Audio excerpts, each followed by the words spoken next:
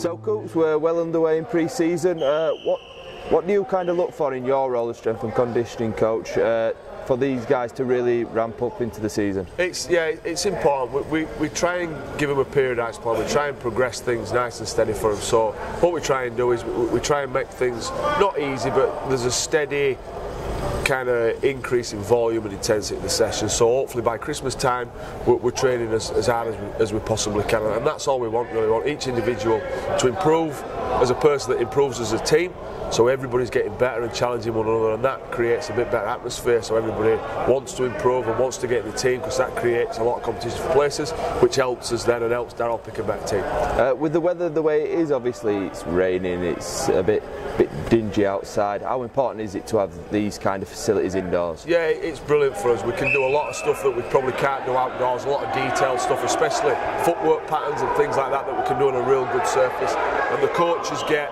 a lot of their kind of detailed skill work in here as well, which we couldn't do outside. Obviously, once we get closer to the season and once we get closer to the friendly in December at Boxing Day, then we'll start moving outside, because we have to get a little bit dirty and get used to the conditions. But for this kind of time in pre-season, it's absolutely perfect for us, and we're lucky to have a good facility within our kind of reach, really. We've got a couple of guys that have been out in the World Cup. Obviously they're on a little bit of a break now.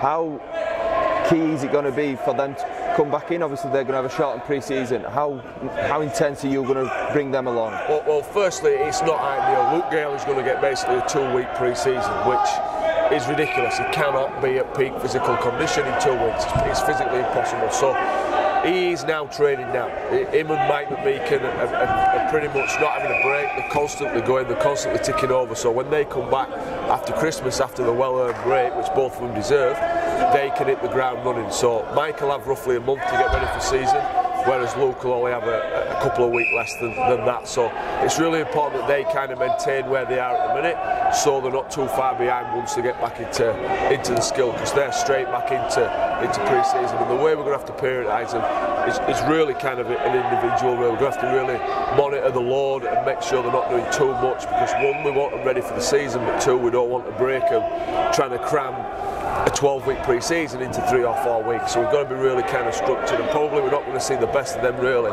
until kind of maybe a quarter way through the year, when they've had a decent training block and a decent chance to really get some good training in.